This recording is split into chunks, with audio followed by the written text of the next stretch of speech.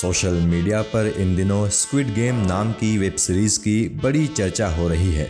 Netflix पर मौजूद ये शो अपनी डिफरेंट स्टोरी लाइन के चलते हर किसी को पसंद आ रहा है, लेकिन हमारे भारत के लोगों को ये शो एक और वजह से पसंद आ रहा है और वो वजह बड़ी ख़ास भी है।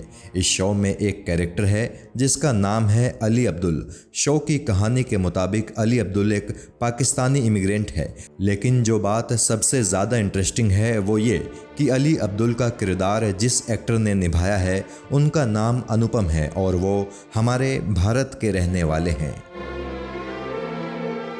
तो चलिए साथियों, आज किस्सा टीवी आपको स्क्विड गेम के अली अब्दुल यानी अनुपम त्रिपाठी की कहानी बताता है।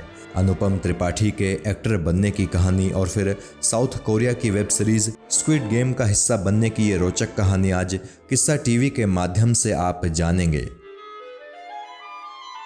अनुपम त्रिपाठी दिल्ली के रहने वाले हैं और इनका जन्म 2 नवंबर 1988 में हुआ था।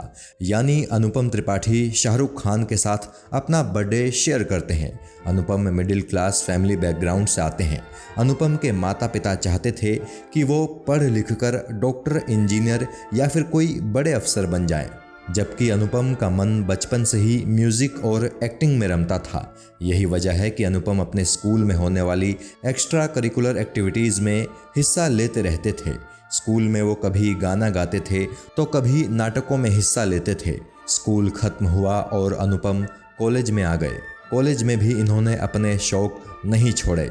हालांकि इनके माता पिता को मालूम नहीं था कि उनका बेटा कौन से ख्वाब अपने लिए पाले बैठा है।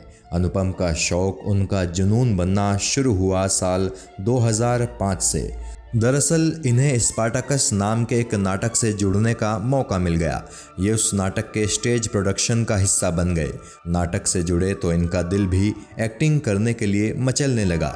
एक्टिंग करने का इन्हें मौका भी मिला, लेकिन रोल केवल गुलाम के ही मिले। अनुपम फिर भी खुश थे, ये सोचकर कि कम से कम अपने शौक को जीने का मौका तो उन्हें मिल ही रहा है। अगले साल यानी 2006 में अनुपम ने एक कदम और आगे बढ़ाया और शाहिद अनवर का theatre group Bahroop arts group join कर लिया। बहरूप आर्ट्स ग्रुप ज्वाइन करने के बाद अनुपम बेहद खुश थे। उन्हें पसंद था कि कैसे नाटक के जरिए वो कुछ देर के लिए एक अलग ही किरदार को जीते हैं और फिर वापस अपनी शख्सियत में लौट आते हैं। कुछ सालों तक अनुपम यूं ही नाटक करते रहे और साथ ही साथ सिंगिंग भी करते रहे। फिर एक दिन अनुपम ने NSD यानी नेशनल स्कूल ऑफ ड्रामा में दाखिला लेने की ख्वाहिश अपने दोस्तों के सामने जताई। इनके सभी दोस्तों ने कहा कि NSD में दाखिला लेना एकदम सही रहेगा, मगर इनके एक दोस्त ने इनसे कुछ ऐसा कहा कि इन्होंने NSD में दाखिला लेने का अपना इरादा पूरी तरह से छोड़ दिया। उस दोस्त ने इन्हें Korean national school of arts के बारे में बताया। साउथ कोरिया की ये यूनिवर्सिटी विदेशी स्टूडेंट्स का एक टेस्ट लेती है और अगर कोई स्टूडेंट उस टेस्ट में पास हो जाता है तो उसे यूनिवर्सिटी की तरफ से मुफ्त में एक्टिंग की पढ़ाई और ट्रेनिंग व साथ ही स्टाइपेंड भी मिलता है। अपने उस दोस्त की बात अनुपम को काफ़ी पसंद आई। उन्होंने फैसला कर लिया कि अब वो पहले इस कोरियन यूनिवर्सिटी का एग्ज़ाम देंगे। अगर उसमें सफल नहीं हुए तो फिर NSD में दाखिले के लिए कोशिश करेंगे। अनुपम उस एग्ज़ाम की तैयारियों में लग गए, लेकिन उनके सामने एक दूसरी चुनौती भी खड़ी हो गई। दरअसल अनुपम के माता पिता को बिल्कुल भी नहीं मालूम था कि उनका बेटा कोरिया जाकर एक्टिंग सीखने की तैयारियां कर रहा है। अनुपम जानते थे कि अगर उन्होंने अपने माता पिता को इसके बारे में बताया तो वो उन्हें कतई इसकी इजाज़त नहीं देंगे। इसलिए उन्होंने बिना अपने माता पिता को बताए कोरियन यूनिवर्सिटी का फॉर्म भर दिया और तैयारी करके एग्ज़ाम भी दे दिया। लगभग 1 महीने बाद उस एग्ज़ाम का रिज़ल्ट आउट हुआ। अनुपम उस एग्ज़ाम में सफल हो चुके थे। अब उनको अपने माता पिता को बताना ही था कि वो एक्टिंग की ट्रेनिंग के लिए कोरिया जा रहे हैं। दिल मजबूत करके अनुपम ने ये बात अपने घर पर बताई। उनके माता पिता काफ़ी नाराज़ हुए। घर में काफ़ी ड्रामा हुआ, लेकिन आखिरकार बेटे के पैशन को समझने के बाद माता पिता ने अनुपम को साउथ कोरिया जाने की इजाज़त दे ही दी।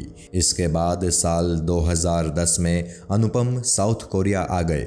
शुरुआत में अनुपम को कोरिया में काफ़ी परेशानियां आई, लेकिन धीरे धीरे अनुपम ने कोरिया की भाषा और वहां के कल्चर पर अपनी पकड़ बना ही ली और 2 साल की कड़ी मेहनत के बाद अनुपम त्रिपाठी कोरियन भाषा में एकदम फ्लुएंट हो गए। यूनिवर्सिटी में पढ़ाई के दौरान ही अनुपम ने एक्टिंग करनी भी शुरू कर दी। ये कोरियन थिएटर प्ले करने लगे और साथ ही कुछ कोरियन टीवी शोज़ में भी ये छोटी छोटी भूमिकाओं में नज़र आए। इनके करियर का पहला बड़ा माइलस्टोन था 2014 में रिलीज़ हुई film ode to my father. इस फिल्म में ये एक कोरिया में रह रहे श्रीलंकन आदमी के रोल में दिखे थे, जो कि एक बॉम्ब एक्सपर्ट होता है। ये फिल्म एक बड़ी हिट फिल्म साबित हुई थी। कहा जाता है कि साल 2019 में आई सलमान खान की फिल्म भारत इसी फिल्म का रीमेक थी। एक्टिंग में ग्रेजुएशन करने के दौरान ही अनुपम कोरियन फिल्म इंडस्ट्री में जाना पहचाना नाम बन गए थे, लेकिन वहाँ एक समस्या अनुपम के लिए खड़ी हो गई कि उन्हें स्टीरियोटाइप किया जाने लगा। यानी अक्सर उन्हें ऐसे साउथ एशियन आदमी के रोल मिलते थे जो कोरिया में आकर रह रहा है। वो श्रीलंकन बने, नेपाली बने, भारतीय और पाकिस्तानी भी बने। उन्होंने हॉस्पिटल प्लेलिस्ट नाम के एक कोरियन टीवी शो में भी काम किया।